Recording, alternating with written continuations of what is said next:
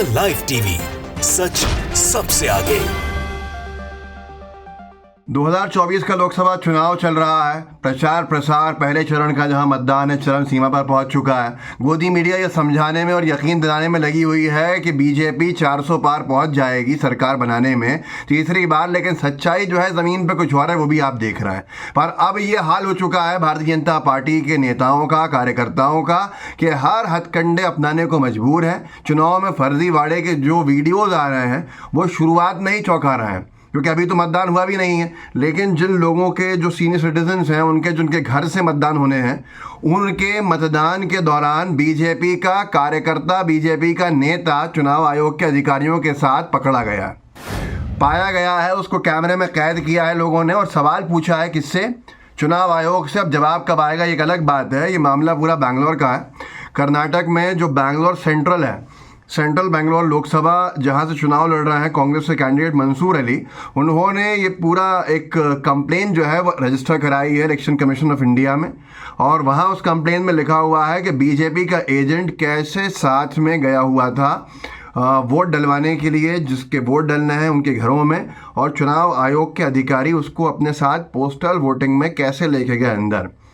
अभी एक्सप्लेनेशन चाहिए, ये सारी चीज़ें हैं। ये वो चिट्ठी है जिस पे अगर आप देखें तो कन्नड़ में लिखा हुआ है और सील लगी हुई है।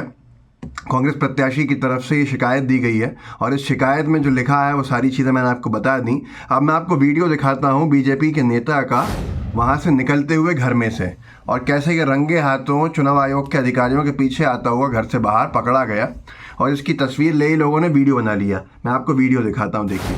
ಬ್ಯಾಲೆಟ್ ವೋಟಿಂಗ್ ನೀವ್ ಹೆಂಗ್ ಹೋಗ್ತಾ ಇದೀರಾ? ಬ್ಯಾಲೆಟ್ ನೀವೇನಕ್ಕೆ ಹೋಗಿದ್ರ ಮೇಲಿಕ್ಕೆ? ಈಗ ಯಾರು ಹೋಗಿದ್ ಮೇಲಿಕ್ಕೆ? ಈಗ ಮೇಲಿಕ್ಕೆ ಹೋಗಿದ್ದೀರಾ? ನೀನು ಹೋಗಿರೋದು ಯಾರು? ನೀವು ಹೋಗಿರೋದು ರೀ? ಹೆಂಗೆ ಹೋಗ್ತಾ ಇರೋದು ಮನೆ ಒಳಗಡೆ? ಹೆಂಗ್ ಹೋಗ್ತಾ ಇದೀಯ? ಹೆಂಗೆ ಹೋಗ್ತಾ ಇದೀಯ? ಯಾರ ಮನೆ ಒಳಗಡೆ? इसकी तस्वीरें कई नेताओं के साथ हैं। किरण नायडू इसका नाम बता रहे हैं लोग। ये इसकी एक पोस्ट है जिसमें इसने अपनी प्रोफाइल पिक्चर अमित शाह जी के साथ लगाई है। सर्कल में जो व्यक्ति है वही बताया जा रहा है किरण नायडू, जो सीनियर सिटीजन्स की जब वोटिंग हो रही थी तो चुनाव आयोग के अधिकारियों के साथ अंदर था और अंदर से बाहर निकल के आया। निष्पक्षता की क्या उम्मीद रखेंगे या पारदर्शिता की क्या उम्मीद रखेंगे, ये बड़ा सवाल है। मैं आपको इसकी और भी तस्वीरें दिखाता हूँ जिसमें आपको दिखेगा ये एक कर्नाटक के कोई बीजेपी के नेता हैं जिनके पीछे एक तस्वीर बनी हुई है श्यामा प्रसाद मुखर्जी की, और आप देख सकते हैं उसमें उसके आगे ही ये व्यक्ति खड़ा हुआ है जिसके बारे में कहा जा रहा है कि चुनाव आयोग के अधिकारियों के साथ अंदर गया हुआ था, जो भाजपा का नेता है। अब इसकी एक तस्वीर बीजेपी के झंडे के साथ भी बताई जा रही है। ये भी क्लेम किया जा रहा है कि ये इसी की प्रोफाइल से ली गई है। ये इसकी प्रोफाइल का स्क्रीनशॉट है। किरण नायडू इसका नाम है और लिखा हुआ है कि यूथ प्रेसिडेंट है राजाजी नगर का बीजेपी का। तो आप खुद सोच सकते हैं कि ये व्यक्ति अंदर क्या कर रहा था।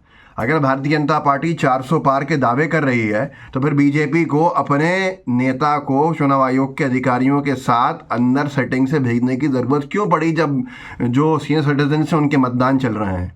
ऐसा कहाँ हो रहा है? यहाँ तो ये रंगे हाथों पकड़ा गया, लेकिन अगर कहीं और के कार्यकर्ता बीजेपी के दूसरी जगहों के गए होंगे कहीं पर, तो क्या वो पकड़े जाएंगे या लोग उनको अधिकारी ही समझेंगे?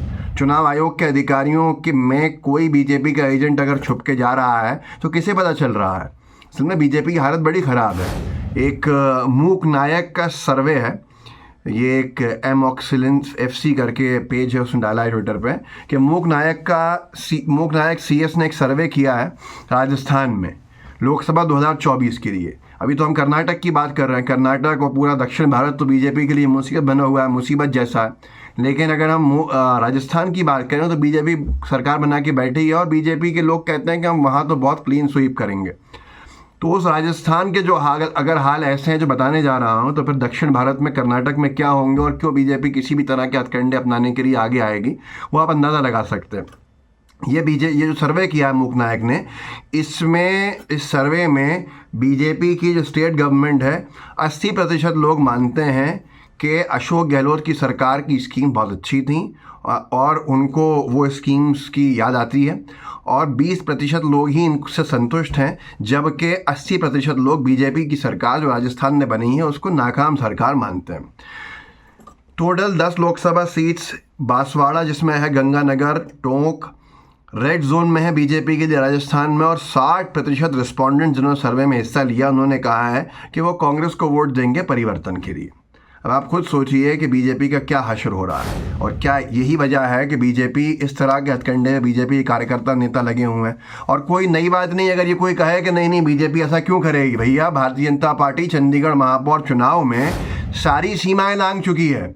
चुनाव के रिटर्निंग ऑफिसर ने कैमरा में कैद हो गए, सुप्रीम कोर्ट ने फटकार लगी जीते हुए इंडिया अलायंस के मेयर को हरा के, जिसने वोट्स को वॉइड करा और उसके साथ छेड़छाड़ की, जिसमें सुप्रीम कोर्ट ने फटकार लगाई और इतिहास में पहली बार सुप्रीम कोर्ट ने वोटों की गिनती कराई गई। और फिर दोबारा बीजेपी के महापौर को रिजेक्ट करके इंडिया अलायंस के महापौर को वहाँ पे महापौर बना के जीत की घोषणा करी गई। तो आप खुद सोचिए, कहीं भी ये तो बहुत हो चुका है।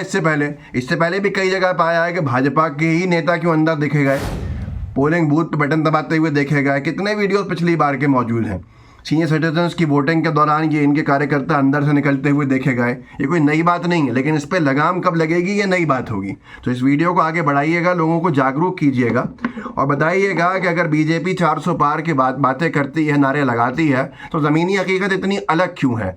और यही बौखलाहट है बीजेपी की, क्योंकि बीजेपी भी जानती है कि उसके 200 पार के जो है नाले पड़े हुए हैं, तो क्या 400 पार जाएगी।